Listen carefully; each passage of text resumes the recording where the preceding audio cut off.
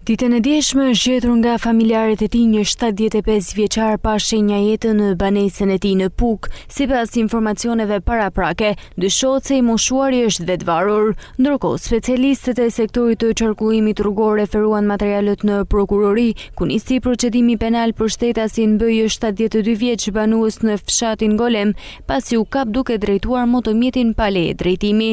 Specialistët për hetimin e krimeve të komisariatit të policisë Vauidejës shpallën në kërkim shtetasin edhe 25 vjeç, pasi ka kallëzuar shtetasi as 35 vjeç banues në fshatin Ranz se 25 vjeçari ka marrë disa automjete, duke e mashtruar se do t'i shiste dhe do t'i jepte paratë e përfituara nga shitjet e tyre.